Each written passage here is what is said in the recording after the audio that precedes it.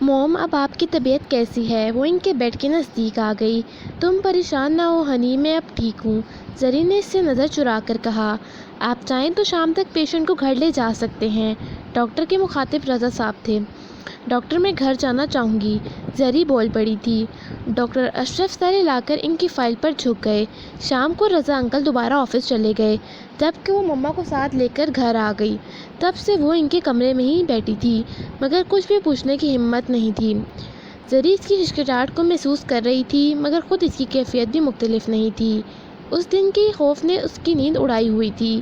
تم اتنی پریشان کیوں ہو گئی؟ جس طرح بنا سوچے سمجھے میں اپنے نفس کی بھوک مٹا رہی ہوں، یہ تو ہونا ہی تھا۔ اس کے لہجے میں استہزائیہ تھا۔ آپ کے ساتھ ہی کیوں؟ اشال کے آنسو اس کے ہاتھ پر گر رہے تھے۔ اس کا دل بری طرح بھر آیا تھا۔ میرے گناہ بہت بڑھ گئے ہیں۔ جب بھی تو مجھے معلوم تھا کہ سلمان دانش، وہ نوجوان گلوکار یاد ہے تمہیں، جس کی 6 ماہ پہلے ڈیتھ ہوئی ہے، یہ اسی کا تحفہ ہے۔ وہ خود پر ہنسی۔ اس کے مرنے کے بعد مجھے پتہ چلا کہ اس کا HIV پازیٹیو تھا۔ نہ جانے کتنی عورتوں کو تحفہ دے کر مرا ہے۔ اس کے لہجے میں تحقیر تھی۔ زری کی بات سن کر اس کی نظمیں زمین میں گڑ گئی۔ مما، آپ انگلینڈ جا کر اپنا علاج کروائیں۔ ہاں، میں بھی یہی سوچ رہی ہوں، زری نے مدھم لہجے میں کہا۔ میم، آپ سے عزت صاحب ملنے آئے ہیں، اتنے میں نہید نے آ کر بتایا۔ وہ زری کی خاص ملازمہ تھی۔ زری کے ساتھ اشال بھی چونکی اس اطلاع پر۔ ادھر ہی بھیج دو، زری نے کہا تو اشال اٹھ کھڑی ہوئی۔ موم، آپ اپنے مہمان سے ملیے، میں اپنے روم میں جا رہی ہوں، وہ کہتی ہوئی تیزی سے کمرے سے نکل آئی۔ وہ عزت کا سامنا نہیں کرنا چاہتی تھی۔ اماں جان، آپ سے ایک ضروری بات کرنی ہے۔ وہ رات کے کھانے کے بعد ان کے کمرے میں چلا آیا۔ ہاں کہو بیٹا۔ انہوں نے صبح کا اخبار ایک جانب رکھ دیا۔ میں چاہتا ہوں کہ آپ بابا جان سے اجازت لے لیں اور پھر میڈم زری آفتاب سے ان کی بیٹی کے رشتے کے سلسلے میں بات کر لیں۔ وہ صوفے پر بیٹھنے کے بعد سنجیدگی سے گویا ہوا۔ ان کی بیٹی ہے کون؟ اشال، اماں جان کا انداز سوالیہ تھا۔ جی، اس نے مختصراً کہا۔ تم نے سوچ سمجھ کر فیصلہ کیا ہے عزت؟ وہ اس کی آنکھوں میں کچھ کھوج رہے تھے۔ جی، میں نے اچھی طرح سوچ لیا ہے، میں اشال سے ہی شادی کروں گا۔ اس کا لہجہ سپاٹ تھا۔ اگر تمہارے بابا جان نہ مانے پھر بھی میں اشال سے ہی شادی کروں گا۔ میں نے سرسری سا میڈم زری سے ذکر تو کر دیا ہے۔ اشال خود نہ مانی پھر؟ اماں جان نے خیال ظاہر کیا۔ میڈم زری کسی خطرناک بیماری کا شکار ہو گئی ہیں۔ مجھے تفصیل نہیں معلوم، اتنا پتہ ہے کہ وہ علاج کے لیے باہر جا رہی ہیں۔ جانے سے پہلے وہ اشال کی شادی کر کے جائیں گی، سو میں پر امید ہوں۔ اس کا اکھڑا اکھڑا رویہ انہیں باور کرا رہا تھا کہ ان کا عزت کہیں کھو گیا ہے۔ وہ ایسا تو نہیں تھا، اس کا خیال رہتا تھا۔ بزرگوں کا دل ازاری تو اس نے کبھی کی ہی نہیں تھی۔ ایک حادثے نے اسے کس قدر کٹھور بنا دیا تھا۔ ایک لڑکی سے اس کی زندگی کے رنگینیاں چھین لینا چاہتا تھا۔ میں کل ہی تمہارے بابا جان سے بات کرتی ہوں، انہوں نے کہا، جسے فرصت سے عزت نے محسوس کیا، لیکن وہ سر جھٹک کر کمرے سے باہر نکل گیا، جبکہ اماں جان اس کے سکون کے لیے دعا کرنے لگی۔ زری کچھ دیر پہلے ہی آفس سے لوٹی تھی۔ اشال نے اسے آفس جانے سے روکنے کی کوشش کی تھی، پر زری کا کہنا تھا کہ وہ سب کچھ چھوڑ کر گھر نہیں بیٹھ سکتی۔ مما، آج خالہ کا فون آیا تھا، اگلے ہفتے سجل اور شایان کی شادی ہو رہی ہے۔ وہ دونوں اس وقت رات کا کھانا کھا رہی تھی۔ اشال اپنی نگرانی میں زری کے لیے پرہیزگاری کا کھانا بنواتی تھی۔ تم کب تک جاؤ گی؟ زری نے روٹی کا نوالا توڑ کر پوچھا۔ میں نہیں جا رہی، اس نے بے نیازی سے جواب دیا۔ کیوں؟ زری کو چبھا۔ بس میں آپ کو چھوڑ کر نہیں جاؤں گی۔ اور پھر اس نے بات ادھوری چھوڑ دی اور سلاد کھانے لگی۔ زری نے اسے باغور دیکھا۔ کوئی اور بات بھی ہے؟ زری نے پوچھا۔ بس آپ کی طبیعت کا خیال ہے، میں نے سجل کو کال کر کے آپ کی طبیعت کا بتایا تھا، پر اس نے کوئی توجہ نہیں دی، نہ ہی دوبارہ کال کر کے پوچھا۔ اس نے بتایا تو زری کے حلق میں نوالا اٹکنے لگا۔ تم نے بتا دیا کہ مجھے HIV پازیٹیو ہے؟ اس نے پانی کا گھونٹ بھر کر کہا۔ نہیں، میں نے بس یہ بتایا کہ آپ کی طبیعت زیادہ خراب ہے، اس نے کہا تو زری نے طویل سانس لیا۔ مجھے تم سے ایک بات کرنی تھی۔ زری نے کھانا ختم کر کے نیپکن سے منہ صاف کیا تو اس نے سوالیہ نظر سے زری کو دیکھا۔ تمہارا ایک رشتہ آیا ہے، میں سوچ رہی تم سے بات کر لوں۔ عزت افریدی نے تمہارے لیے بات کی ہے۔ باضابطہ طور پر تو اس کی والدہ آئیں گی رشتہ لے کر، مجھے اچھا لگتا ہے اور تمہارے لائق ہے وہ۔ مجھے انگلینڈ جانے کے بعد بزنس کی فکر بھی نہیں ہوگی، میرا داماد ہینڈل کر لے گا، پھر میرا سب کچھ تمہارا ہی تو ہے۔ زری اپنی ہی دھن میں بولنے جا رہی تھی، جبکہ اس کے سر میں دھماکے ہو رہے تھے۔ ایسا لگ رہا تھا جیسا پورا وجود سینکڑوں ٹکڑوں میں بٹ گیا ہو۔ موم، پلیز ایسا مت سوچیے گا، میں اس سے شادی نہیں کر سکتی۔ وہ کرسی کھسکا کر اٹھی اور تیز قدموں سے سیڑھیوں کی جانب بڑھنے لگی۔ ایشو میری بات سنو، تم ایسا کیوں کہہ رہی ہو؟ میں اسے بہت اچھی طرح جانتی ہوں، وہ ہماری کلاس کا ہوتے ہوئے بھی دیگر مردوں سے بہت مختلف ہے، میں اسے پرکھ چکی ہوں۔ اس وقت زری کے الفاظ نے جس قدر اسے اذیت پہنچائی تھی اسے وہ کبھی لفظوں میں بیان نہیں کر پائے گی۔ اس نے سوچا اور پھر مڑ کر زری کو دیکھا۔ اس کی سجل سے منگنی ہوئی تھی، اس کا لہجہ اسپاٹ تھا۔ مجھے وہ سب بتا چکا ہے، میں تمہیں کہہ رہی ہوں کہ تمہیں غلط فہمی ہوئی تھی، وہ لڑکی لابیل تو… مما لیو دس ٹاپک، میں نے آپ سے کہا کہ میں اس سے شادی نہیں کروں گی، اس نے چیخ کر کہا اور تیزی سے سیڑھیاں طے کرنے لگی۔ عزت آفریدی، تو یہ تھا تمہارا طریقہ، مجھے میری ہی نظروں میں گرانا چاہتے ہو، پر یہ اتنا آسان نہیں ہے۔ میں مما کے ہاتھوں میں کنپوٹلی نہیں بنوں گی، تمہیں کامیاب نہیں ہونے دوں گی، نہ ہی تم مما کو مزید بیوقوف بنا سکو گے۔ وہ کمرے میں بے قراری سے ٹہل رہی تھی، ایسا لگتا تھا جیسے اس کے کمروں میں انگارے بچھے ہوں۔ جب اسے کسی کل چین نہ آیا تو اس نے دراز سے سلیپنگ پلز کی بوتل نکالی اور ایک گولی پھونک لی اور بستر پر آ کر لیٹ گئی۔ اسے سہارے کے بغیر نیند آتی بھی کیسے؟ آنکھیں بند کرتی تو کبھی زری غیر مردوں کے گلے ہار بنی نظر آتی تو کبھی زری کی بیماری کا خیال اس کے دل میں سہا دیتا۔ وہ اس حقیقت سے آگاہ تھی کہ اس کی ماں ایک بری عورت ہے، پر وہ اس سے نفرت نہیں کر سکتی تھی۔ یہ احساس اس کے دل کو کچوکے لگاتا تھا کہ زری کا انجام بہت خوفناک ہونے والا ہے اور وہ اپنی ماں کے لیے کچھ بھی نہیں کر سکتی تھی۔ نہ جانے کب نیند نے اسے چاروں طرف سے گھیر لیا۔ صبح جب اس کی آنکھ کھلی تو دن کافی نکل آیا تھا۔ وہ فریش ہو کر نیچے آئی تو گھر میں غیر معمولی سناٹا محسوس کر کے دل ہول گیا، حالانکہ ملازمین اپنے معمول کے کاموں میں مصروف تھے۔ لیڈی ماریا، موم نے ناشتہ کر لیا؟ اس نے لیڈی ماریا کو مخاطب کیا تو وہ اسے دیکھتے ہوئے بولی، بیبی، رات میں میم کی طبیعت زیادہ خراب ہو گئی تھی، ہم نے رضا صاحب کو کال کر کے بلوایا تھا، انہیں ہاسپٹل میں ایڈمٹ کر لیا گیا ہے، ناہید بھی ان کے ساتھ ہاسپٹل میں ہی ہے۔ اس کی رنگت فک ہو گئی تھی۔ پوری بات سن کر مجھے کیوں نہیں جگایا؟ اس نے بے بسی سے کہا۔ میم نے منع کیا تھا آپ کو جگانے سے۔ آپ کے لیے ناشتہ لے آؤں؟ نہیں، صرف چائے۔ وہ دونوں ہاتھوں سے سر کو تھام کر بیٹھ گئی۔ میری رات والی بدتمیزی سے مما ہرٹ ہو گئی ہیں، بیماری نے ان کے اعصاب کو کمزور کر دیا ہے، مجھے ان سے نرمی سے بات کرنی چاہیے تھی۔ وہ دل ہی دل میں خود کو الزام ٹھہرا رہی تھی۔ چائے پینے کے بعد وہ ہسپتال آ گئی۔ رضا صاحب کو کوارٹر میں موجود پایا۔ وہ زری اور اشال کے خیر خواہ تھے۔ رضا صاحب سے زری کی خیریت معلوم کر کے اس نے رضا صاحب کو گھر بھیج دیا۔ زری اس وقت سو رہی تھی، ناہید اس کے پاس موجود تھی۔ دوپہر میں زری کی طبیعت کافی بہتر تھی۔ وہ زری سے ادھر ادھر کی باتیں کر کے اس کا دل بہلانے کی کوشش کرنے لگی۔ ڈاکٹرز کا خیال تھا کہ زری کو وقت ضائع کیے بغیر علاج کے لیے بیرون ملک چلے جانا چاہیے۔ ڈاکٹر کے جانے کے بعد جب اشال نے بھی اس بات پر زور دیا تو زری نے نفی میں سر ہلا دیا۔ تو میں اس طرح چھوڑ کر نہیں جاؤں گی۔ اپنے ددیال والوں کو تو دیکھ ہی لیا نا تم نے؟ کسی نے پلٹ کر پوچھا کہ تمہاری ماں زندہ ہے یا مر گئی؟ میری سگی ماں جئی تک نے خبر نہیں لی میری، اپنے بیٹے کی خوشیوں میں مگن ہے۔ خیر میں ہوں ہی اس قابل، اسی سلوک کی مستحق۔ زری کی آواز بھر گئی۔ موم، آپ توبہ کر لیں سچے دل سے، پھر اللہ تعالیٰ آپ پر اپنا کرم کریں گے، معاف کر دیں گے آپ کو، اشال رقص سے کہہ رہی تھی۔ اس کی آنکھیں لباب پانیوں سے بھری ہوئی تھی۔ میں نے اپنے رب کے حکم سے روگردانی کی ہے، وہ اسے تو معاف کر دے گا، لیکن زیادتیاں میں نے اس کے بندوں کے ساتھ کی ہیں، انہیں وہ تبھی معاف کرے گا جب اس کے بندے مجھے معاف کریں گے۔ وہ کہیں دور کھوئی ہوئی تھی۔ مما، آپ اس کے بندوں سے بھی معافی مانگ لیں، ابھی وقت ہے، آپ کے ہاتھوں سے نکلا نہیں ہے۔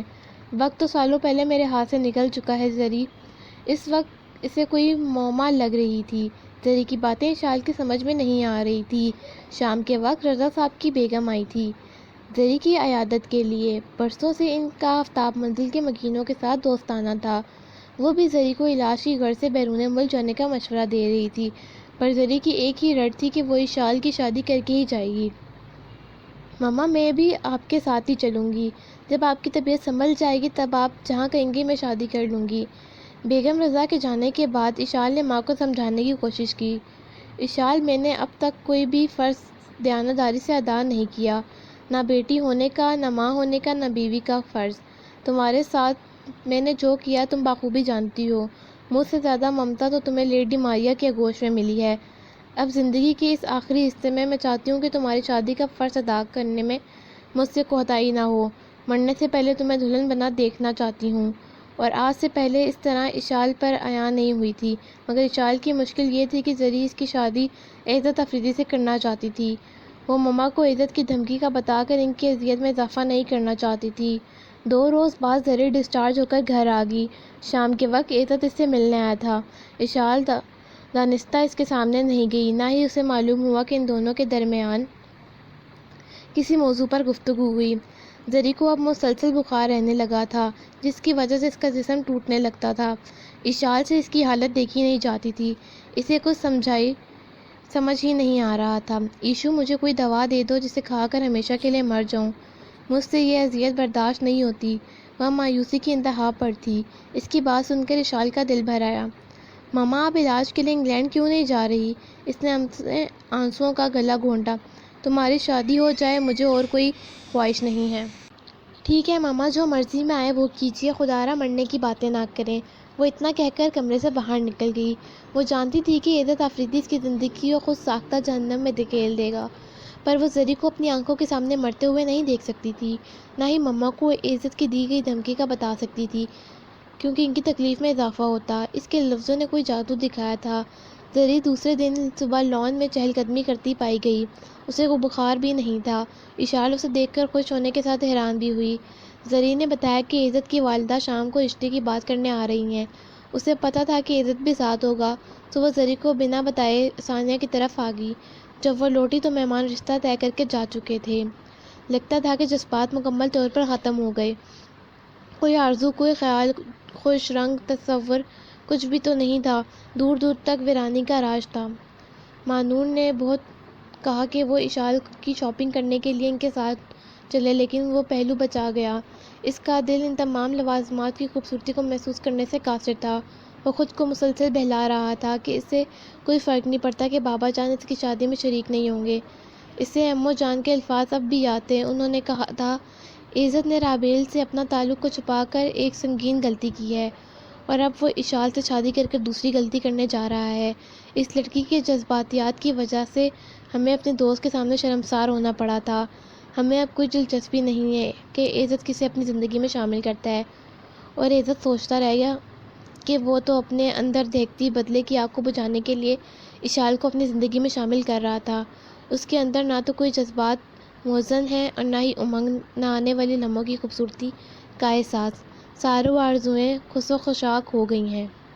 زری نے اشال کے ددیال اور اپنی بہن فری کو ٹیلی فون کر کے اشال کی شادی کی اطلاع دے دی تھی۔ اشال کو جب زری کی زبانی معلوم ہوا تو اس کا دل چاہ کے چلو بھر پانی میں ڈوب مرے۔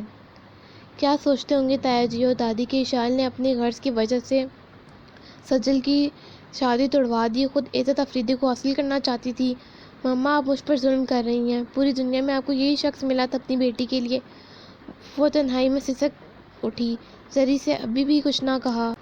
بالآخر وہ شام بھی آ گئی۔ عزت افریدی آج ایجاب و قبول کے بعد اس کے جسم و جان کا مالک بن بیٹھا تھا۔ زری بہت خوش تھی اور مہمانوں سے مبارکبادیں وصول کر رہی تھی۔ تائی جی ٹیلی فون پر معذرت کر چکی تھی کہ دادی کی طبیعت کی ناسازی کی وجہ سے ان کے گھر سے کوئی بھی شادی میں شریک نہیں ہو سکے گا، جبکہ فری خالہ بھی بیٹے اور بہو کے پاس بیرون ملک روانہ ہو چکی تھی۔ اسٹیج پر بیٹھی سجی سنوری اشال آج حوروں کو بھی مات دے رہی تھی۔ آج سے پہلے اس نے کبھی اتنا سنگھار کیا ہی نہیں تھا۔ عزت افریدی اب تک اسٹیج پر نہیں آیا تھا۔ فرید افریدی کے علاوہ پورا خاندان ہی عزت کی بارات کے ساتھ آیا تھا اور سب بھی دلہن کے حسن سے متاثر دکھائی دے رہے تھے۔ اشال سر جھکائے سوچوں میں گم اپنی حنائی ہاتھوں کو دیکھ رہی تھی۔ جب بھی امّو جان اس کسی متعارف کروانے لگی، یہ تمہاری بھابھی، اشال نے چونک کر سر اٹھایا تو اسے زمین گھومتی ہوئی محسوس ہوئی۔ وہ مسکراتی ہوئی لڑکی رابیل تھی۔ بھابھی، آپ سچ مچ بہت خوبصورت ہیں، رابیل تعریف کر رہی تھی، اور جواب میں سے بھی مسکرایا بھی نہیں گیا۔ کشمالہ، یہ لڑکی کون ہے؟ کسی خاتون نے امّو جان سے استفسار کیا۔ یہ رابیل ہے، عزت نے اسے بہن بنایا ہے، بالکل مانور کی طرح خیال رکھتا ہے اس کا۔ امّو جان نے رابیل کا چہرہ نرمی سے تھپتھپایا، جب کہ اشال کو اپنا آپ پستیوں میں گھرتا محسوس ہوا۔ کیا تھا یہ سب اس لڑکی اور عزت کے درمیان؟ اگر بہن بھائی کا تعلق تھا تو اس نے سجل کو کیوں لاعلم رکھا؟ وہ سوچنے لگی۔ عزت نے کوئی بہانہ کر کے اسٹیج پر نہیں آیا۔ مما کو بھی اس نے باتوں میں بہلا لیا تھا۔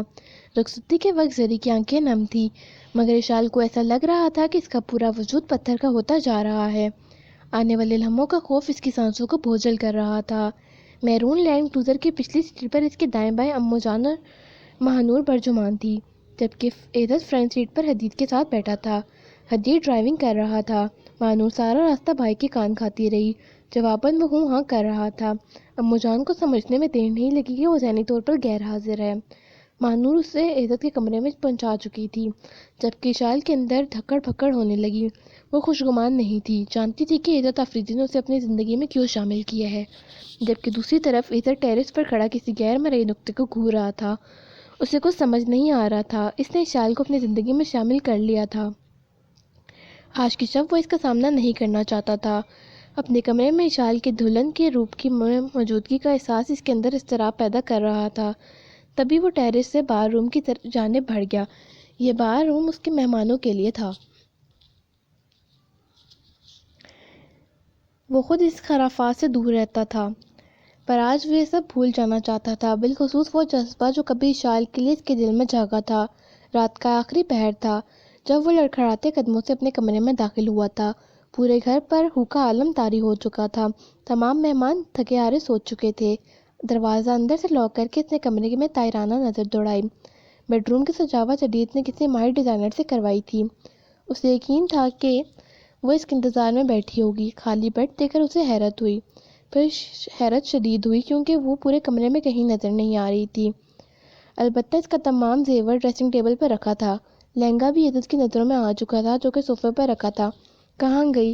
عزت کی سرخ آنکھوں میں الجھن بھری۔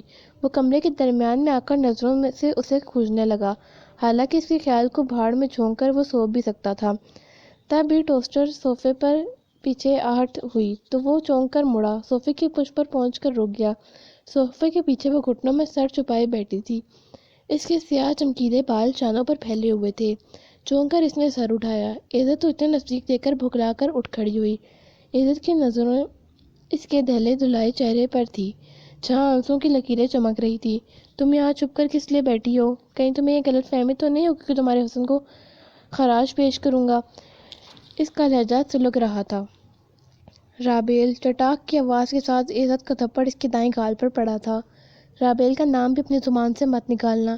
اشال کی زبان سے رابیل کا نام سنتے ہی اس کا وجود شعلوں میں جھلسنے لگا تھا۔ آنکھوں سے لہو ٹپک رہا تھا۔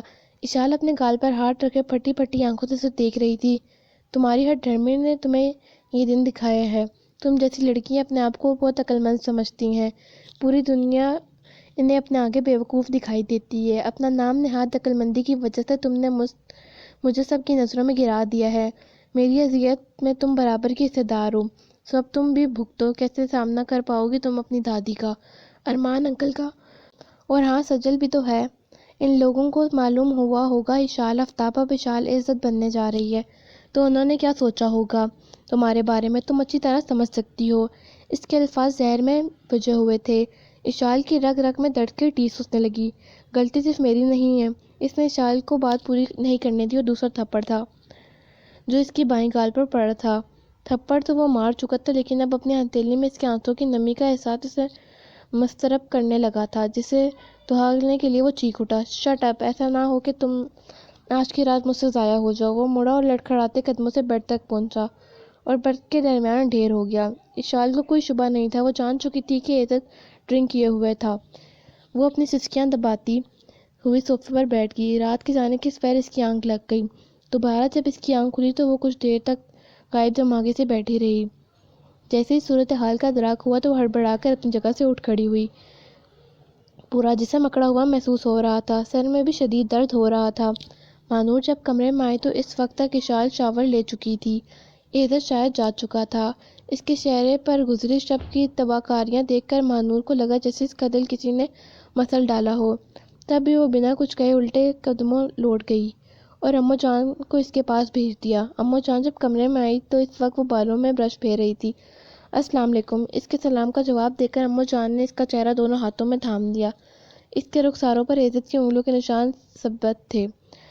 اس نے تمہیں مارا ہے؟ انہوں نے سرگوشی میں کہا۔ مجھے معاف کر دو بیٹا، مجھے مجھ سے اس کی تربیت میں کوئی کوتاہی ہو گئی ہوگی۔ ان کا لہجہ بھیگ رہا تھا۔ نہیں پلیز، اشال نے تڑپ کر ان کے ہاتھ تھام لیے۔ کس قدر خوبصورت تھی اماں جان، اور ان کا دل کتنا نرم تھا۔ غلطی تو میری بھی ہے، اس کی نظریں جھکی ہوئی تھی۔ تمہارا ناشتہ میں کمرے میں ہی بھجوا دیتی ہوں، کسی اور چیز کی ضرورت ہو تو کہو۔ وہ انتہائی شرمسار لگ رہی تھی۔ میرے سر میں شدید درد ہے، اگر پین کلر مل جائے تو۔ ہاں میں بھجواتی ہوں، ناشتے کے بعد تم آرام کر لینا، شام میں تمہیں پارلر بھی جانا ہے۔ رات کو ولیمے کا ڈرامہ ہونا باقی تھا، جس میں پھر سے اسے اور عزت کو اپنی اپنی اداکاری کے جوہر دکھانے تھے۔ ناشتے کے بعد وہ پین کلر لے کر سو گئی تھی۔ دوبارہ جب اس کی آنکھ کھلی تو دوپہر ڈھل چکی تھی۔ صوفے پر پڑے گیلے تولیے کو دیکھ کر اسے اندازہ ہوا کہ اس کی نیند کے دوران عزت کمرے میں آیا تھا۔ شام کو مہنور کے ساتھ پارلر آ گئی۔ ولیمے کی تقریب کا انتظام ہوٹل میں کیا گیا تھا، جہاں آج بھی مہمانوں کی کثیر تعداد موجود تھی۔ اشال کو زری آج قدرے پسر مردگا لگ رہی تھی۔ مما آپ کی طبیعت تو ٹھیک ہے، ہو نہ ہو میری فکر مت کرو، لائف انجوائے کرو۔ زری کی توجہ عزت پر تھی، جو اشال کے پہلو میں بیٹھا غضب ڈھا رہا تھا۔ کشمالہ نے اسے سرزنش کی تھی، وہ شادی والے روز اسٹیج پر کیوں نہیں آیا، تو وہ آج اشال کے ساتھ موجود تھا۔ کچھ دیر اس سے بات کرنے کے بعد زری اسٹیج سے اتر کر کشمالہ کے پاس چلی گئی۔ اشال نے ایک سرسری نظر عزت پر ڈالی، جو حدیث سے باتیں کرتے ہوئے ہنس رہا تھا۔ ہم دونوں نے ہی اپنے اپنے چہروں پر نقاب ڈال رکھے ہیں، اس نے سوچا۔ تقریب رات گئے تک اختتام پذیر ہوئی۔ عزت کے آنے سے پہلے وہ لباس تبدیل کر صوفے پہ سونے کے لیے لیٹ چکی تھی۔ اوڑھنے کے لیے اس نے چادر لے لی تھی۔ اسے معلوم نہیں ہوا کہ عزت اس کے سونے کے کتنی دیر بعد کمرے میں آیا تھا۔ دوسرے روز دوپہر میں تمام مہمان رخصت ہو گئے۔ مہنور اور اماں جان کا بھی مزید رکنے کا ارادہ تھا۔ آج رات زری کی فلائٹ تھی، وہ لندن علاج کے لیے گھر سے جا رہی تھی۔ اشال ماں سے ملنے کے لیے جا رہی تھی، لیکن وہ دل سے چاہتی تھی کہ عزت بھی اس کے ساتھ جائے، تاکہ زری کے سامنے اس کا بھرم رہ جائے، لیکن اس میں اتنی جرأت نہیں تھی کہ وہ اسے مخاطب کرتی۔ اولین شب کے بعد ان دونوں میں کوئی بات نہیں ہوئی تھی، اور آج تو وہ صبح سے ہی غائب تھا۔ وہ زری کے سامنے تمام سے سنگھار کر کے جانا چاہتی تھی۔ اس نے رائل بلو کلر کی ساڑی باندھی تھی، جس کے بارڈر پر میرون نازک کام بنا ہوا تھا۔ بالوں کو اس نے کھلا چھوڑ رکھا تھا۔ لائٹ میک اپ اور کندن کی جولری اس کے وجود لشکارے مار رہا تھا۔ کشمالہ نے بھی اسے دیکھ کر ماشاء اللہ کہا تھا۔ میں چاہتی تھی کہ عزت بھی تمہارے ساتھ جاتا، میں نے کال کی ہے پر اس کا سیل آف ہے۔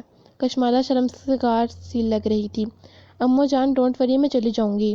اماں جان کی شرمندگی محسوس کر کر اس کا دل اداس ہونے لگا تھا۔ گاڑی ڈرائیو کرتی ہوئی جب وہ ایئرپورٹ پہنچی تو دیکھا زری اس کی بے چینی سے منتظر تھی۔ عزت دوپہر میں آیا تھا، میں نے کہا کہ اشال کو بھی لے آتے تو اس نے بتایا کہ گھر پر مہمان آئے ہوئے ہیں، تم ایئرپورٹ پر ہی پہنچ سکو گی۔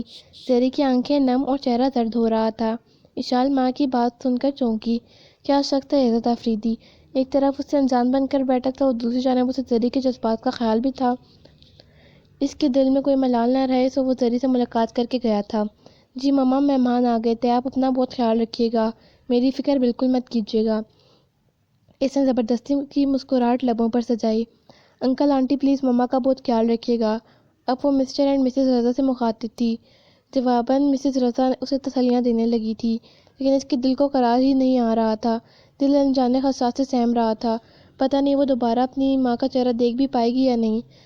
رخصت ہوتے سمے اس نے آخری الفاظ یہی ادا کیے تھے، ایشو بیٹا مجھے معاف کر دینا۔ گھر آ کر بھی اشال کا دل بھجا بھجا سا تھا۔ مانور اس کا دل بہلانے کے لیے اس کے لان میں لے آئی اور باتیں کرنے لگی۔ ایک بات پوچھوں مانور؟ ہاں ضرور۔ مانور نے مسکرا کر اسے دیکھا، پہلی بار دیکھ رہی تھی، اس پر فریقہ ہو گئی۔ تمہارے ہوتے ہوئے تمہارے لالا کو رابیل کو بہن بنانے کا خیال کیوں آیا؟ ہاؤ سویٹ، تمہاری زبان سے کتنا اچھا لگ رہا ہے تمہارے لالا۔ مانور کو بات پر وہ چھم گئی، جبکہ مانور اس کے چہرے پر بکھرے رنگوں کو دیکھ کر کہنے لگی، ان دونوں لالا کراچی میں تھے جب انہوں نے پہلی بار رابیل کو دیکھا تھا، یہ بہت زیادہ پرانی بات ہے۔ مانور ذرا میرے پاس روم میں آؤ۔ عزت آفریدی اپنے کمرے کی بالکنی میں کھڑا تھا، نہ جانے وہ کب آیا تھا، انہیں پتہ ہی نہیں چلتا۔ آئی لالا، اس نے اشال سے ایکسکیوز کیا اور اندر کی جانب بڑھ گئی، جبکہ شان کتنی دیر بے مقصد لان میں ٹہلتی رہی، زندگی اسے کس مقام پر لے آئی تھی۔ بہت دیر کے بعد تو بے دلی سے اندر آئی، کمرے کی جانب قدم بڑھاتے ہوئے اس کی ہتھیلیاں بھیگ رہی تھی۔ عزت آفریدی کا سامنا کرنے کا خیال سے آفتاب منزل کی شہزادی کے پاس اس کے علاوہ کوئی جائے پناہ بھی نہیں تھی۔ کمرے میں عزت نہ پا کر اس نے ایک سکون بھرا سانس لیا اور پھر تکیہ اور چادر لے کر صوفے کی جانب بڑھ گئی۔ آپ نے مجھے بلایا ہے؟ کچھ ہی دیر بعد گلزار ملازمہ اماں جان کا بلاوا لے کر آ گئی تو وہ ان کے کمرے میں آ گیا۔ تم جانتے ہو کہ میں اور مانور کل واپس جا رہے ہیں؟ وہ نرم لہجے میں گویا تھی۔ جی، آپ نے بتایا تھا کہ آغا جان کا بلاوا آیا ہے۔ ان کے نزدیک ہی وہ بیٹھ گیا تھا۔ اماں جان اسے سنجیدگی نظر آ رہی تھی۔ جانے سے پہلے تم سے کچھ ضروری باتیں کرنا چاہتی ہوں۔ میں چاہتی ہوں کہ تم اشال کو لے کر لاہور آؤ اور آفریدی ہاؤس میں کچھ دن رہو۔ انہوں نے بیٹے کو بغور دیکھا۔ آپ کا کیا خیال ہے؟ آغا جی کو یہ گوارا ہوگا؟ اس کا لہجہ سپاٹ تھا۔ میں ان سے بات کر لوں گی، لیکن میں یہ نہیں بھول سکتا کہ وہ مجھ سے خفا ہیں۔ ایک اجنبی لڑکی کی کہی بات ان کے نزدیک زیادہ اہم ہے۔ اس کی آواز قدرے بلند تھی۔ اشال بہت اچھی اور معصوم لڑکی ہے عزت، جو ہوا اسے بھولنے کی کوشش کرو۔ اشال کو دل سے اپنا لو بیٹا۔ اماں جان کا لہجہ ملامت کر رہا تھا۔ جو کچھ ہوا اسے بھول جاؤ۔ اشال کی وجہ سے میں آغا جی کی نظروں میں گر گیا ہوں، سب کی نظروں سے گر گیا ہوں اماں جان۔ میں اپنی نظروں سے گر گیا ہوں۔ جس لڑکی کی وجہ سے یہ سب ہوا میں اسے معاف کر دوں؟ اس کا لہجہ بدستور بلند تھا۔ جس لڑکی سے شادی میں نے بدلے لینے کے لیے کی اسے معاف کر دوں؟ نہیں، یہ نہیں ہو سکتا۔ آج پہلی وہ اس بات کو اماں جان کے سامنے تسلیم کر چکا تھا کہ اس نے اشال سے شادی اس سے بدلہ لینے کے لیے کی تھی۔ اماں جان رنج و تاسیف میں گھڑی اسے دیکھ رہی تھی۔ پھر انہوں نے کہنا شروع کیا، جب تمہاری شادی کی پہلی صبح میں نے اسے دیکھا تو مجھے لگا کہ میرا دل کسی نے مٹھی میں لے کر مسل ڈالا ہو۔ مجھے اپنی مانور کا خیال آیا تھا۔ اگر میری بیٹی کے ساتھ شادی کی پہلی رات اس کا شوہر ایسا سلوک کرتا تو میں جیتے جی مر جاتی۔ عزت، مجھ سے وعدہ کرو تم آئندہ اس پر ہاتھ نہیں اٹھاؤ گی۔ اماں جان کا لہجہ بھرایا ہوا تھا، جبکہ عزت اماں جان کی زبانی سچائی سن کر شرمندہ تو تھا، مگر اسے وعدہ کرنے میں بھی تامل تھا۔ اشال سے وہ کوئی نرمی نہیں برتنا چاہتا تھا۔ وعدہ کرو مجھ سے عزت، ورنہ میں تمہیں اپنی صورت نہیں دکھاؤں گی۔ اماں جان کی آنکھیں نم تھیں۔ میں وعدہ نہیں کر سکتا اماں جان، میں کوشش کروں گا۔ اور آپ میری ماں ہیں، اس لیے آپ اس قدر حساس کیوں ہو رہی ہیں؟ وہ باز پرست کر رہا تھا۔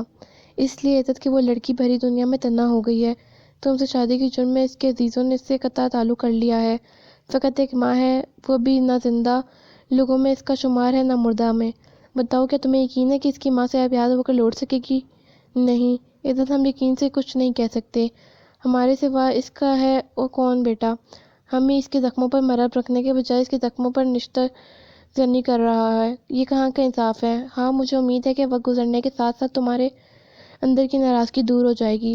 اب کہ اس کے بال چلھا رہی تھی، جیسے کوئی چھوٹا بچہ ہو جو کسی بات پر خفا ہو گیا ہو۔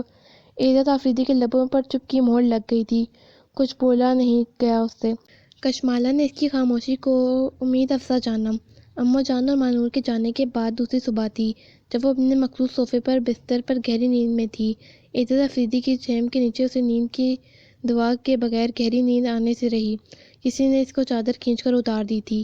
اس ابتدا پر وہ ہڑبڑا کر اٹھ بیٹھی۔ صوفے سے کچھ فاصلے پر عزت آفریدی کھڑا اس کی جانب متوجہ تھا۔ کیا ہوا؟ اس نے حواس مختل ہو کر پوچھا۔ صبح کے 8 بج چکے ہیں بیوی، اٹھو، کچن میں جا کر میرا ناشتہ بناؤ۔ وہ تولیہ لے کے اپنے بال خشک کر رہا تھا۔ خان سامہ، اس نے منمنا کر پوچھا۔ اسے چھٹی پر بھیج دیا ہے۔ ہری، اب جلدی کرو۔ وہ ڈریسنگ ٹیبل کی جانب مڑ گیا، جبکہ وہ واش روم میں گھس گئی۔ یہ کیا ہے؟ پلیٹ میں پڑے عجیب سے مقبولے کو دیکھ کر اس نے کانٹے سے چھوا۔ آملیٹ ہے۔ وہ ریحان سی ہو رہی تھی، کہیں وہ صبح صبح تھپڑ نہ جڑ دے۔ ایسا آملیٹ میں نہیں کھا سکتا۔ اس نے کانٹا واپس پلیٹ میں رکھ دیا اور چائے کا کپ اٹھا دیا، جو کچھ بہتر بن گئی تھی۔ یہ الگ بات ہے کہ چائے چھانتے ہوئے اس کا ہاتھ جل گیا تھا۔ کوکنگ چینلز دیکھو یا کوئی اور طریقہ اختیار کرو، مگر اب کھانا تمہیں ہی بنانا پڑے گا، اور کل سے مجھے ڈھنگ کا ناشتہ ملنا چاہیے بیوی۔ اس کا لہجہ ہر قسم کے جذبات سے عاری تھا۔ اوکے۔ وہ چائے ختم کر کے اٹھ چکا تھا۔ وہ لنچ پر گھر نہیں آتا، البتہ رات کا کھانا وہ گھر پر ہی کھانے کا عادی تھا۔ آفتاب منزل کی شہزادی نے کبھی انڈا بھی نہیں ابالا تھا۔ اسے بہت مشکل لگ رہا تھا۔ عزت کی دی گئی ذمہ داری وہ کس طرح نبھا پائے گی؟ بہت محبت سے اس نے رات کا کھانا بنایا تھا۔ کوشش کے باوجود چاول بیٹھ گئے تھے۔ عزت نے چاول چکھ کر چھوڑ دیے۔ مجھے کھانا بنانا نہیں آتا۔ وہ مجرموں کی طرح سر جھکائے کھڑی تھی۔ تمہیں کچھ آتا بھی ہے بیوی؟ ارے یاد آیا، تمہارے پاس وقت ہی کہاں ہے بچتا ہوگا۔ میری جاسوسی کرنے سے فرصت ملتی ہے تو تم کو سیکھ پاتی نا۔ وہ خوشمگین نظروں سے اسے گھور رہا تھا۔ اس کا دل چاہا کہ وہ چلو بھر پانی میں ڈوب مرے۔ کیسے لفظوں کی مار مارتا ہے یہ شخص! جب سب باتوں سے واقف تھے تو شادی نہ کرتے اس کی زبان پھسل گئی۔ ایسا جو کہ ڈائننگ ٹیبل چھوڑ کر اٹھ چکا تھا بغور اسے دیکھا۔ اولین شب کے بعد اشال نے بلا ضرورت بولنا چھوڑ دیا تھا۔ تمہاری زندگی یہ چیرن کرنے کے لیے بیوی بنایا ہے تمہیں۔ اس کا لہجہ تلخ اور سرد تھا۔ جب کچھ سمجھتے ہی نہیں ہیں تو پھر بیوی کہنے کا کیا مطلب؟ آج اس کی شامت نے آواز دی تھی یا پھر تنہائی اور تھکن نے مزاج میں چڑچڑاہٹ پیدا کر دی تھی؟ جواباً اس نے اشال کی کلائی ایک جھٹکے سے کھینچی تو اشال اس کے بے حد نزدیک آ گئی۔ وہ بہت سہمی ہوئی لگ رہی تھی۔ کیا چاہتا ہے یہ شخص؟ بیوی کہنے سے مراد ہے کہ تمہیں ہر وقت ہر پل ہر بات یہ یاد رہے گی کہ عزت افریدی کی زندگی میں شامل ہو چکی ہو۔ وہ شخص جو تمہیں اپنی بہن کے لائق نہیں لگتا تھا اب وہ تمہارے جسم و جان کا مالک ہے۔ اس کی گرم سانسیں اشال کا چہرہ جھلسانے لگی۔ پیشانی پر پسینہ بہہ نکلا۔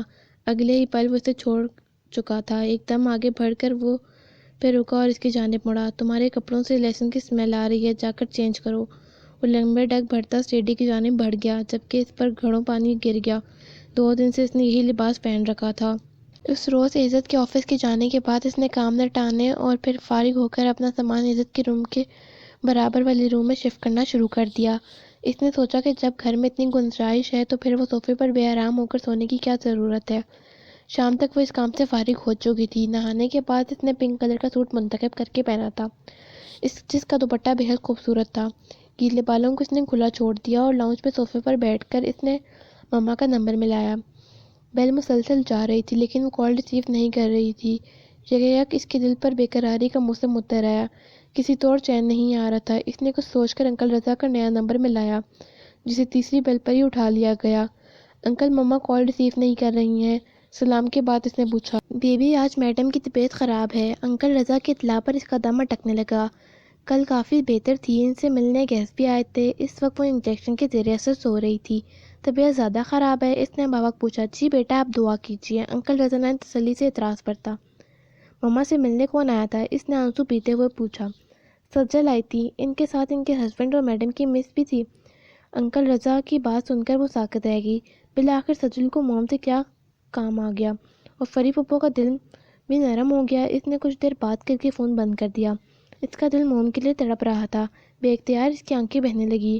نہ جانے کس کس زخم سے لہو رسنے لگا۔ الجھا سا وہ گھر میں داخل ہوا تھا۔ گھر میں پچھلے سناٹے نے اس کا استقبال کیا تھا۔ عموماً اس وقت کچن سے آتی کھٹ پٹ کی آوازیں لاؤنج میں پھیلی ہوئی ہوتی تھی۔ گلزار بھی مقررہ وقت پر اپنے کوارٹر میں واپس جا چکی تھی کیونکہ عزت کو اپنی موجودگی میں گھر میں ملازمین اچھے نہیں لگتے تھے۔ اس نے بیگ ڈائننگ ٹیبل پر رکھا اور پلٹ کر لاؤنج میں آیا جہاں اندھیرا چھایا ہوا تھا۔ سوئچ بورڈ کے قریب جا کر اس نے بٹن پش کیے تو لاؤنج میں روشنی میں نہا گیا۔ عزت کی توقع کے مطابق وہ لاؤنج کے صوفے پر اسی پوزیشن میں موجود تھی۔ اس کا ایک پیر زمین پر تھا اور دوسرا صوفے پر، جبکہ اس کا چہرہ صوفے کے ہتھے پر جھکا ہوا تھا۔ اس کا ہولے ہولے رستا ہوا وجود بتا رہا تھا کہ وہ زور و شور سے آنسو بہا رہی ہے۔ اب اسے کیا ہوا؟ اس نے دل میں کہہ کر ٹائی کی نوٹ ڈھیلی کی اور کوٹ اتار کر دوسرے صوفے پر رکھا۔ یہ کیا ہو رہا ہے؟ اس نے ذرا کڑک آواز میں پوچھا مگر جواب نہ آیا۔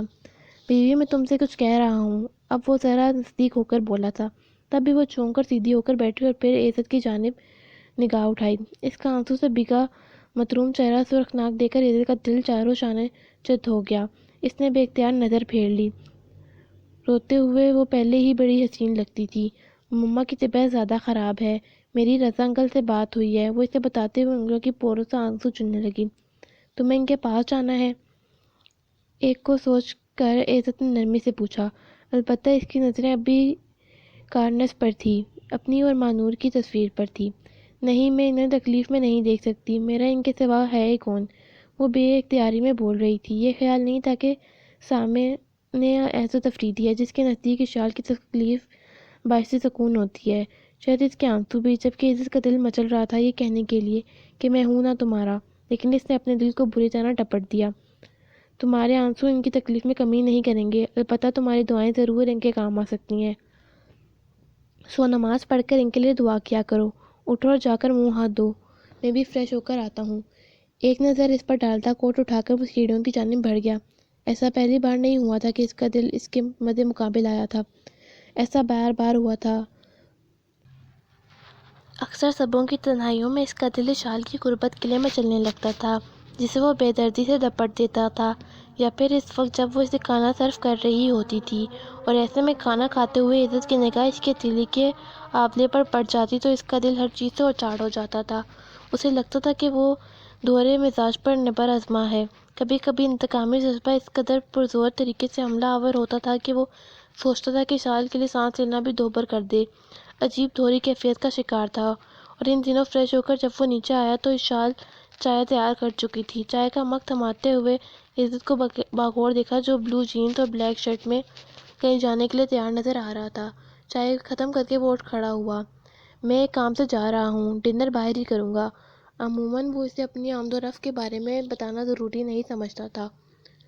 آج اشال کو وہ بدلا بدلا سا لگا تھا۔ وہ نہیں جانتی تھی کہ عزت افریدی کے دل کا موسم بدلنے لگا ہے۔ اشال نے اس بات میں سر ہلا دیا۔ عزت اس کی جانب دیکھے بغیر دروازے کی جانب بڑھتا چلا گیا۔ مبادا اس کا چہرہ پیروں کی زنجیریں بن جائیں۔ عزت کے جانے کے بعد اس نے چائے پی اور پھر خالی برتن لے کر کچن میں آ گئی۔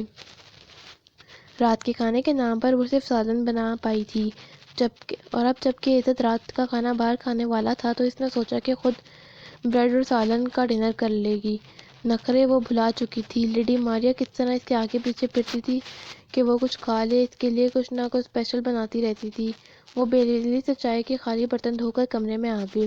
سر بھاری ہو رہا تھا۔ اس نے سر درد کی ایک ٹیبلٹ لی اور پھر آفتاب منزل فون کیا جہاں لیڈی ماریا اب بھی اپنے فرائض انجام دے رہی تھی۔ لیڈی ماریا سے باتیں کر کے اس کا دل کافی ہلکا ہو گیا۔ رات کے کھانے کے بعد وہ نئے سیٹ کیے کمرے میں آ گئی۔ موم کے بارے میں سوچتے نہ جانے کب وہ نیند کی وادی میں پہنچ چکی تھی۔ کمرے میں داخل ہو کر عجیب سا احساس نے اسے چھوا تھا۔ کچھ کمی سی محسوس ہوئی تھی جو اسے کھٹک رہا تھا۔ اس نے رخ بدلا۔ وہ صوفہ جہاں اس وقت وہ سوئی ہوتی تھی وہ خالی تھا۔ اسے لگا کہ وہ صوفہ بھی اس نازک سے وجود سے محرومی کا ماتم کر رہا ہے۔ سینٹر ٹیبل پر کوئی کتاب بھی نہیں تھی۔ اکثر وہ سونے سے پہلے کچھ دیر مطالعہ کرتی تھی۔ کہاں گئی وہ سوچتے ہوئے ڈریسنگ روم میں کپڑے چینج کرنے چلا گیا۔ آج کا دن اس کا بہت برا گزرا تھا، اور پھر یہ لڑکی بھی تو شام سے آزمائش بنی ہوئی تھی۔ نائٹ سوٹ پہن کر اس نے خود پر اسپرے کیا اور بال برش کر کے وہ کمرے سے باہر آ گیا۔ وہ کچن میں بھی نہیں تھی۔ اچانک اسے کسی خیال نے چھوا تو وہ واپس اوپر اپنے روم کے برابر والا دروازہ کھول کر اندر داخل ہوا۔ سامنے کا منظر دیکھ کر اس کے لبوں پر ایک سرد آہ برآمد ہوئی۔ کمرے کی لائٹ چل رہی تھی۔ وہ بیڈ پر گہری نیند سوئی ہوئی تھی۔ اس کے سونے کا توبہ شکن انداز عزت کے دل میں ہلچل مچانے لگا۔ تب وہ اسے اٹھانے کا ارادہ تر کر کے لائٹ آف کرتے ہی کمرے سے باہر نکل گیا۔ صبح ناشتے کی میز پر عزت کا مزاج ہر درجہ برہم تھا۔ اشال کو اپنی شامت سر پر نظر آنے لگی۔ قدرے بہتر بنے آملیٹ کی پلیٹ اس نے دور کھسکا دی۔ اپیل جوس بنا دو۔ وہ اخبار کی سرخیاں پڑھنے لگا۔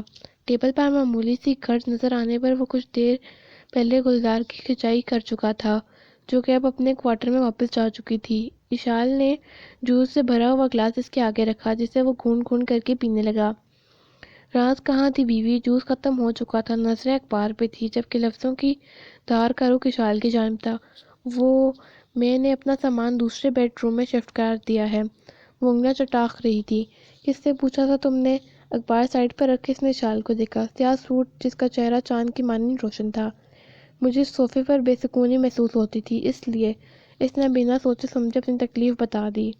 اشال کی بات سن کر وہ اپنی جگہ سے اٹھ کھڑا ہوا، 2 قدم آگے بڑھا اور اس کے نزدیک آ کھڑا ہوا۔ تمہارا کیا خیال ہے میں تمہیں یہاں کیوں لایا ہوں؟ میں نے تمہیں اپنی زندگی میں شامل ہی اس لیے کیا کہ تمہیں بے سکون کر سکوں، کیونکہ تمہارا سکون دیکھ کر میں بے سکون ہونے لگتا ہوں۔ صرف تمہاری وجہ سے آقا جی اب تک مجھ سے خفا ہیں۔ اس سے جواب نہ پا کر وہ خود شروع ہو گیا تھا۔ اشال جو کہ پہلے ہی زری کی وجہ سے پریشان تھی عزت کے لگائے گئے الزامات کا ضبط توڑ گئی۔ آپ نے غلطی کی تھی، آپ کو اس غلطی کی سزا ملی ہے۔ جسٹ شٹ اپ، میں نے کوئی غلطی نہیں کی تھی، ایک اچھا کام کیا تھا، یہ سوچ کر کہ سب کو بے خبر رکھا کہ نیکی دائیں ہاتھ کو بھی خبر نہ ہو۔ مگر محدود سوچ رکھنے والا معاشرہ، اس نے میری نیکی کو میرا گناہ بنا ڈالا، اور اس کام میں جو کردار تم نے ادا کیا ہے میں بھول نہیں سکتا۔ اشال افریدی، تمہیں اس کی پوری سزا ملے گی، اور یہ بھی تمہاری سزا کا حصہ ہے کہ تم کمرے میں رہو گے اور بے سکون رہو۔ وہ کرسی کو ٹھوکر مار کر آگے بڑھ گیا۔ اس کے جانے کے بعد اشال نے بے دلی سے ناشتہ کیا۔ بعض اوقات وہ اسے بہت مظلوم لگتا تھا، مگر مظلوم تو وہ خود بھی تھی۔ اس نے کب عزت سے دشمنی نبھانی چاہی تھی؟ حالات ہی کچھ ایسے ہو گئے تھے جو عزت کے خلاف جا رہے تھے۔ وہ تو بس اتنا ہی چاہتی تھی کہ اس کی بہن شادی کے بعد خوش رہے۔ سجل کی خوشیاں بچاتے بچاتے وہ کس قدر تنہا ہو گئی تھی اپنی زندگی کے حوالے سے، تو اس نے کبھی بڑے بڑے خواب نہیں دیکھے تھے، بس اتنا چاہتی تھی کہ اس کا ہمسفر صرف اس کا ہو کر رہے۔ تقدیر نے جسے اس کا ہمسفر بنایا تھا وہ کسی اور کا تو نہیں تھا، پر وہ اس کا بھی نہیں تھا۔ چھوٹے چھوٹے کام سمیٹتے ہوئے وہ سوچوں میں گھل رہی تھی، تبھی رابیل آ گئی۔ آپ سے ملنے کو بہت دل چاہ رہا تھا، اس لیے میں نے لالا کو صبح SMS کیا تھا کہ مجھے بھابھی سے ملنے جانا ہے، سو انہوں نے گاڑی بھجوا دی۔ وہ اس کے گلے لگی ہوئی تھی۔ اچھا کیا تم آ گئی، میرا بھی تم سے ملنے کو جی چاہ رہا تھا۔ فاطمہ خالہ نے مجھ سے کہا کہ شام میں چلی جانا، لیکن میں نے منع کر دیا۔ فاطمہ خالہ، اس نے سوالیہ انداز اختیار کیا۔ فاطمہ خالہ میرے ساتھ رہتی ہیں۔ اشال اسے ساتھ لے کر کچن میں آ گئی اور چولہے پر چائے کا پانی رکھنے لگی۔ رابیل، دوپہر کے کھانے میں کیا پسند کرو گی؟ اس نے پوچھا۔ آج میں آپ کو اپنے ہاتھ سے بنا کر دال چاول کھلاؤں گی، جو کہ لالا کو بھی بہت پسند ہے۔ وہ بہت باتونی تھی۔ اشال نے چائے تیار کر کے اتنے میں رابیل نے دال چاول چولہے پر چڑھا دیے۔ اس کے ہاتھ بھی اس کی زبان کی طرح برق رفتاری سے چل رہے تھے۔ چائے لے کر دونوں لاؤنج میں آ گئی۔ کل مہمانوں سے ملنے کے بعد لالا بہت ڈسٹرب ہو گئے تھے۔ رابیل کا لہجہ یکدم افسردہ ہو گیا۔ اسے کچھ سمجھ نہیں آیا کہ وہ اسے کیا جواب دے اور کیا سوال کرے، حالانکہ دل میں کئی سوال مچل رہے تھے۔ لالا نے مجھے بتایا تھا کہ انہوں نے میرے بارے میں آپ کو کچھ نہیں بتایا۔ بھابھی آپ سے سب کچھ شیئر کرنا چاہتی ہوں، اس نے توفیق کی۔ اشال نے اس بات میں سر ہلا دیا۔ بھابھی، بات اس وقت شروع ہوئی جب کراچی کی انڈسٹریل ایریا کی ایک گارمنٹ فیکٹری میں اس وقت آگ لگ گئی، جب وہ وہاں سینکڑوں ورکرز کام میں مصروف تھے۔ اشال کو اس کی آنکھوں کی نمی بے چین کرنے لگی۔ رابیل کا لہجہ کھویا کھویا تھا۔ ہمارے محلے کے تقریباً تمام لوگ اسی فیکٹری میں کام کرتے تھے۔ جب آگ لگی تو سب لوگ فیکٹری میں ہی موجود تھے۔ اماں، ابا اور حارث کے جنازے دیکھ کر میں بے ہوش ہو گئی تھی۔ قطرہ قطرہ آنسو اس کی آنکھوں سے ٹپک رہے تھے۔ فاطمہ خالہ پہلے ہی غم سے نڈال تھی۔ ان کی بیوی کا سہارا تھا، ان کا سہیل جس کا جنازہ گھر سے نکلا تھا۔ اس کے بعد وہ مجھے اسپتال لے کر گئی تھی کیونکہ مجھے ہوش نہیں آ رہا تھا۔ اسپتال میں مجھے ہوش تو آ گیا مگر میری حالت بدتر ہو گئی۔ لالا اسپتال میں کسی کام سے آئے تھے۔ اشال دم سادے سن رہی تھی۔ میری چیخوں نے لالا کو متوجہ کیا۔ میرے حالات جان کر ان کو بہت دکھ پہنچا تھا۔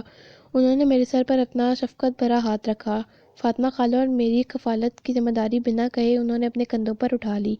ان دنوں وہ چھٹیاں گزارنے پاکستان آئے تھے۔ واپس جانے سے پہلے انہوں نے ایک اچھے علاقے میں ہماری رہائش کا انتظام کر دیا۔ خالہ اور میرے نام پر انہوں نے جوائنٹ اکاؤنٹ کھلوا دیا۔ انگلینڈ واپس جا کر بھی وہ ٹیلی فون پر ہماری خیرگیری کرتے رہے ہیں۔ اب چونکہ میرا BA کمپلیٹ ہو گیا تو لالا کی خواہش ہے کہ میری شادی ہو جائے، اس لیے خالہ کی کوششوں سے کل گھر کے کچھ خاص مہمان آئے تھے۔ رابیل نے توقف کیا۔ اشال سانس روکے سن رہی تھی۔ یہ سب تو اس کے فہم و گمان سے بھی باہر تھا۔ پھر کیا ہوا رابیل؟ رابیل کی خاموشی نے اسے مضطرب کر دیا۔ بھابھی، ان خواتین کی باتوں سے لالا بہت ہرٹ ہوئے۔ وہ خاتون جو لڑکی کی والدہ تھی کہنے لگی کہ اگر لالا نے نیک نیتی سے میری سرپرستی کیا تو انہیں تنہا یہ ذمہ داری اٹھانے کے بجائے اس کار خیر میں اپنی والدہ یا بیوی کو بھی شریک کرنا چاہیے تھا، کیونکہ ہمارا معاشرہ اتنا ایڈوانس نہیں ہے۔ وہ تو رشتے سے انکار کر کے چلی گئی، لیکن لالا خاموش ہو گئے تھے۔ انہوں نے رات کو کھانا بھی ٹھیک سے نہیں کھایا۔ بھابھی بھی انہیں دکھی نہیں دے سکتی تھی۔ وہ بہت افسردہ لگ رہی تھی۔ ڈونٹ وری رابیل، سب ٹھیک ہو جائے گا۔ تم کچن میں چل کر دال دیکھ لو جل نہ جائے، وہ بروقت بول پڑی۔ اسے عزت کے مزاج کی برہمی کی وجہ اب سمجھ میں آ گئی تھی، بلکہ سارے ہی پردے اٹھ چکے تھے۔ اب عزت افریدی کے حوالے سے اس کے ذہن میں کوئی الجھن باقی نہیں رہی تھی۔ ایک کام باقی رہا تھا، عزت افریدی سے معافی مانگنے کا۔ رابیل رات کو ہی واپس چلی گئی تھی۔ جب کہ رات کو وہ لوٹا تو کافی لیٹ لوٹا تھا، کافی عجلت میں تھا۔ کمرے میں جاتے ہی اپنے ضروری کپڑے بیگ میں ڈالنے لگا۔ اشال چائے لے کر آئی تو وہ اس کام سے فارغ ہو چکا تھا۔ اشال اس کا بیگ دیکھ کر چونک پڑی۔ کہیں جا رہے ہیں؟ اس نے پوچھا۔ ہوں نہ ہوں، لاہور جا رہا ہوں۔ مانور کا فون آیا ہے، امّو جان ہاسپٹلائز ہیں، آقا جان بھی آؤٹ آف کنٹری ہیں، اس لیے میرا وہاں جانا ضروری ہے۔ وہ جانے کے جذبے کے تحت تفصیل بتا رہا تھا۔ میں بھی چلوں؟ اشال نے سادگی سے پوچھا۔ نہیں، اس کا لہجہ اسپاٹ تھا۔ گلزار کو اپنے پاس بلا لینا تاکہ تمہیں کوئی پریشانی نہ ہو۔ وہ چائے کا خالی مگ رکھ کر اٹھا اور پھر کچھ خیال آنے پر اس نے جینس کی جیب سے اپنا والیٹ نکال کر اس میں سے کئی نیلے نوٹ کھینچ نکالے اور پھر بنا کچھ کہے سائڈ ٹیبل پر رکھ دیے۔ اس کے بعد وہ اپنا بیگ اٹھا کر باہر نکل گیا بنا خدا حافظ کہے۔ اس کے جانے کے بعد اشال نے وہ نوٹ اٹھا کر دراز میں ڈال دیے اور ان روپے کی کوئی ضرورت نہیں تھی۔ رات کو اس نے گلزار کو اپنے پاس بلا لیا تھا۔ گلزار تقریباً 23 سال کی شادی شدہ عورت تھی۔ اس کا شوہر عزت کے گھر کی چوکیداری کرتا تھا۔ دوسرے دن صبح سے ہی اس کا دل بہت مضطرب تھا۔ اس سے ناشتہ بھی نہیں کیا گیا۔ گلزار نے اسے چائے پیتے دیکھ کر کہا، جی نہیں چاہ رہا میرا گلزار۔ وہ بے دلی سے بولی اور اٹھ کر کمرے میں آ گئی۔ اسے عزت کی کال کا انتظار تھا کہ شاید وہ اسے کال کر کے اماں جان کی طبیعت کے بارے میں بتائے گا، لیکن یہ اس کی خام خیالی تھی۔ خود اس کے پاس عزت کا نمبر نہیں تھا کہ اسے کال کرتی۔ وہ یہ سب سوچ ہی رہی تھی کہ اس کا سیل فون گنگنانے لگا۔ انجان نمبر سے کال آ رہی تھی۔ کچھ سوچ کر اس نے کال پک کر لی۔ ہیلو اشال۔ دوسری جانب سے آنے والی آواز کو وہ ایک لمحے میں پہچان گئی تھی اور اتنے عرصے کے بعد اپنی ماں جی کی آواز سن کر اس کی آنکھیں چھلک پڑی۔ سجل یہ تم ہونا؟ اس نے بھیگی آواز میں تصدیق چاہی۔ اشال میں تمہیں کچھ بتانا چاہتی ہوں۔ سجل کا گھبرایا ہوا انداز محسوس کر کے اشال سہم گئی۔ اشال میری بات سنو، موم نے سوسائڈ کر لی ہے اور اب اس دنیا میں نہیں رہی۔ دوسری جانب شاید وہ بھی رو رہی تھی جبکہ اشال اسی طرح بیٹھی کی بیٹھی رہ گئی۔ یہ کیا کیا مما آپ نے؟ دنیا سے جاتے جاتے بھی آپ نے غلطی کر لی۔ خودکشی حرام ہے۔ کیوں کیا مما آپ نے ایسا؟ وہ لٹلی دل میں ذری سے مخاطب تھی جس کا اب اس دنیا سے رابطہ ختم ہو چکا تھا اور وہ اب اشال کے کسی سوال کا جواب نہیں دے سکتی تھی۔ اس کے آنسو تیزی سے بہہ رہے تھے۔ اس شدت سے اپنی کم مائگی کا احساس ہو رہا تھا۔ کوئی بھی تو نہیں تھا اس کے پاس جو اسے جذباتی سہارا دیتا، اسے اپنی شفیق باہوں میں تھام لیتا، اس کا دکھ اپنے دل میں محسوس کرتا۔ کس قدر تنہا ہو گئی تھی۔ اس نے سوچا اور پھر گلزار کو گھر کا خیال رکھنا ہے کہہ کر آفتاب منزل آ گئی۔ آفتاب منزل کے ملازمین تک بھی یہ خبر پہنچ چکی تھی کہ ان کی مالکین اس جہاں فانی سے رخصت ہو چکی ہیں۔ آفتاب منزل کے دور و دیوار پر سوگواری طاری تھی۔ زری جس قدر بے راہ روشی کا شکار تھی، ملازمین کے ساتھ اس کا رویہ اتنا ہی اچھا تھا۔ تب سبھی کی آنکھیں نم تھی۔ لیڈی ماریا اسے دیکھتے ہی لپک کر اس کی جانب آئی تھی اور اسے اپنی باہوں میں تھام لیا۔ بیبی میم ہمیں چھوڑ کر چلی گئی ہیں۔ اس کا گلا بیٹھا جا رہا تھا، کچھ کہا ہی نہیں گیا۔ لاؤنج میں بھی چاندنیوں پر علاقے کی چند تصویریں موجود تھیں۔ لیڈی ماریا آپ انکل رضا کو کال کر کے پوچھیں کہ وہ مما کو لے کر کب آئیں گے۔ لیڈی ماریا نے اسے رن سے دیکھا اور بولنے لگی، رضا صاحب سے میری بات ہو چکی ہے۔ ڈاکٹر صاحب کا کہنا ہے کہ میم کی تدفین ادھر ہی کر دینا ہی مناسب ہے، یہاں لانا مناسب نہیں ہے۔ سجل اور ان کے ہسبینڈ ادھر ہی ہیں۔ سجل سے میری بات ہوئی ہے، وہ تدفین کے بارے میں ہمیں اطلاع دے دیں گی۔ لیڈی ماریا کی بات سن کر وہ بھارے قدموں سے چاندنی پر آ کر بیٹھ گئی۔ اسے یاد تھا کہ جب ڈیڈ کی ڈیتھ ہوئی تھی تو اس وقت مما نے دادی اور تایا جی کے آنے سے پہلے ہی ڈیڈ کی تدفین کروا دی تھی۔ دادی آخری مار اپنے پیارے بیٹے کا چہرہ چھو کر نہیں دیکھ پائی تھی، نہ ہی تایا جی اپنے لاڈلے بھائی کا آخری دیدار کر پائے تھے، اور یہی سب موم کے ساتھ ہونے جا رہا تھا۔ ان کی لاڈلی انشاءاللہ اب انہیں کبھی دیکھ نہیں پائے گی، ان کا آخری دیدار نہیں کر سکے گی، آخری بار انہیں چھو کر ان کا لمس اپنے پوروں پر محفوظ نہیں کر پائے گی۔ زری کا حلقہ احباب کافی وسیع تھا۔ جیسے جیسے لوگوں کا علم ہو رہا تھا وہ تعزیت کے لیے پہنچ رہے تھے۔ خواتین آپس میں اس کی بیماری کے حوالے سے گپیں مار رہی تھی۔ دادی کے ساتھ تایا جی اور تائی امی کو دیکھ کر اس کا سب ٹوٹ گیا۔ پھر جو وہ دادی کی باہوں میں بکھر کر روئی تو انہیں سنبھالنا مشکل ہو گیا تھا۔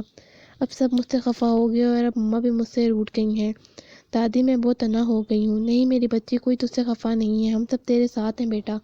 دادی کی بوڑھی آنکھوں سے آنسو بہہ رہے تھے اور ان کے آفتاب کی نشانی تھی۔ بدگمانی نے ان کی آنکھوں پر دبیر پر پردے ڈال دیے تھے۔ حالانکہ رابیل اور عزت کے تعلق کے بارے میں تو انہیں کچھ عرصے بعد ہی پتہ چل گیا تھا، پر جب زری کے ذریعے انہیں یہ پتہ چلا کہ اشال کی شادی عزت سے ہو رہی ہے تو پھر وہ کچھ اور ہی سمجھ نہیں پائی تھی۔ اس کے علاوہ کہ اشال نے اپنی خواہش کو پانے کے لیے سجل اور عزت کی منگنی ختم کروائی تھی، حقیقت تو انہیں دور دور پہلے ہی سجل نے فون پر بتائی تھی کہ اشال کی شادی زری کے عزت کا نتیجہ تھی۔ اشال بے قصور تھی، نہ حق انہوں نے اس کے قطع تعلق کیا، اسے اپنی دعاؤں سے دور کیا۔ عزت نہیں آیا؟ تایا جی پوچھ رہے تھے اور وہ شرمسار ہو رہی۔ امّو جان ہاسپٹلائز ہیں، عزت ان کے پاس لاہور گئے ہیں، ان کے پاس ہیں۔ تایا جی اس کی بات سن کر لان کی جانب بڑھ گئے جہاں پر مردوں کے بیٹھنے کا انتظام کیا گیا تھا۔ دوسری صبح سجل کا فون آیا۔ اس نے بتایا کہ زری کی تدفین کر دی گئی ہے۔ تایا جی نے بھی مقامی مسجد میں بھی زری کی غائبانہ نماز جنازہ ادا کروا دی تھی۔ عزت کی کوئی خبر نہیں تھی، نہ ہی اشال نے اس سے کوئی رابطہ کیا تھا۔ 4 روز بعد تایا جی واپسی کے سفر کے لیے تیار تھے۔ تایا جی نے اس سے کہا کہ وہ بھی ان کے ساتھ لاہور چلے۔ دادی اور تائی جی بھی تایا جی کے ساتھ واپس جا رہی تھی۔ اشال نے مناسب الفاظ میں انکار کر دیا کس حق سے وہ عزت کے باپ کے گھر جاتی جب عزت نے اسے کوئی حق دیا ہی نہیں تھا، بلکہ اسے تو یہ بھی معلوم نہیں تھا کہ عزت واپس لوٹ چکا ہے یا اب تک لاہور میں ہے۔ عزت سے شادی کے وقت اس نے سوچا تھا کہ حالات سازگار ہوتے ہی وہ عزت سے علیحدگی اختیار کر لے گی، پر اب ایسا ممکن نہ تھا، کیونکہ انجانے میں ہی وہ کٹھور شخص اس کے دل کا مالک بن بیٹھا تھا۔ ان لوگوں کو جو کہ اس سے بہت پیارے تھے، انہیں گیٹ تک رخصت کر کے وہ اپنے کمرے میں آ گئی اور پردے سمیٹ کر کھڑکی میں آ کھڑی ہوئی۔ اس کی سوچوں تتلیوں کی طرح بکھرنے لگی۔ بس کچھ ہی دنوں کی بات ہے، پھر اس گھر میں ویرانیاں ڈیرا ڈال دیں گی، سناٹے گنگنایا کریں گے، خاموشی مہر رقص ہوگی، اداسی در و دیوار کا دامن تھام لے گی۔ وہ کھڑکی کی پر کھڑی سوچ رہی تھی۔ عقب میں آہٹ ہوئی تو اس نے مڑ کر دیکھا، لیڈی ماریا کھڑی تھی۔ وہ بھی ایک ہفتے کے بعد سکھر واپس جا رہی تھی۔ وہاں ان کی بہن رہائش پذیر تھی۔ لیڈی ماریا کا ان کے پاس ہی رہنے کا ارادہ تھا۔ کیا بات ہے لیڈی ماریا؟ اس نے پوچھا۔ بی بی، یہ لفافہ میم امریکہ جانے سے پہلے آپ کے لیے دے گئی تھی۔ لیڈی ماریا نے لفافہ اسے تھمایا۔ لفافہ ہاتھ میں لیتے ہی اشال بے چین سی ہوگی۔ آپ چاہیے میں دیکھ لوں گی۔ لیڈی ماریا کے جانے کے بعد وہ بیڈ پر آ بیٹھی۔ کیا ہے اس میں؟ اس کا دل کاٹنے لگا۔ لفافہ کھول کر اس نے لفافے میں موجود کاغذ باہر نکال لیا۔ نیلی روشنائی سے لکھی تحریر موم کی لکھائی میں ہی تھی۔ ڈیئر اشال، جب یہ خط تم تک پہنچے گا یقیناً میں یہ دنیا چھوڑ چکی ہوں گی۔ آج میں تم سے کچھ کہنا چاہتی ہوں۔ کوشش کرنا کہ سچائی جاننے کے بعد تم مجھے معاف کر سکو۔ میں نے بہت بڑا گناہ کیا ہے۔ میں آفتاب کو اپنی انگلیوں کے اشاروں پر چلانا چاہتی تھی۔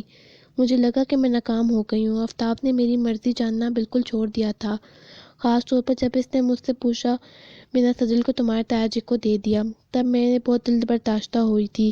بزنس کے معاملات میں بھی وہ من مانی کرنے لگا تھا۔ تب ایک روز میں نے اسے دودھ میں زہر ملا کر دے دیا تھا تاکہ میں آزادی سے بنا کسی روک ٹوک کے اپنی من پسند کی زندگی گزار سکوں، کیونکہ اسے میری سوشل ایکٹیویٹیز بھی ناگوار گزرنے لگی تھی۔ اب مجھے احساس ہوتا ہے کہ میں نے کتنا بڑا گناہ کیا ہے، اپنے ہاتھوں سے اپنا سہاگ اجاڑ لیا۔ میں جانتی ہوں کہ یہ سچائی جان کر تمہیں دھچکا لگے گا، لیکن اگر ہو سکے تو مجھے معاف کر دینا۔ تمہاری گنہگار ماں۔ اشال کو لگ رہا تھا جیسے اس کے ہاتھ میں کاغذ نہیں بلکہ کوئی زہریلا ناگ ہے جو اسے ڈس چکا ہے۔ اس نے کاغذ کو دور پھینک دیا۔ اسے پتہ ہی نہیں چلا کہ وہ رو رہی تھی۔ وہ چیخ چیخ کر رونا چاہتی تھی۔ اسے کچھ سمجھ نہیں آ رہا تھا کہ اس کے ساتھ کیا ہو رہا ہے۔ اس نے تکیے میں منہ دیا اور رونے لگی۔ اتنا تو وہ جانتی تھی کہ اس کی ماں اچھی عورت نہیں ہے، پر وہ اس قدر بری عورت ہوگی وہ یہ نہیں جانتی تھی کہ وہ اپنے ہاتھوں میں ہی اپنی اولاد کو یتیم کرنے کا سبب بنے گی، اسے باپ سے محروم کرنے کی وجہ بنے گی۔ بہت دیر ہونے کے بعد اس کی آواز بحال ہوئی تو اشال نے وہ کاغذ اٹھا کر باریک پرتوں میں تبدیل کیا اور اسے واش روم میں جا کر بہا دیا۔ وہ نہیں چاہتی کہ اس کے والدین کا نئے سرے سے تماشا لگے۔ یہ الگ بات ہے کہ ایسا اسے لگ رہا تھا کہ اس کے دل پر کوئی وزنی بوجھ آ گرا ہو۔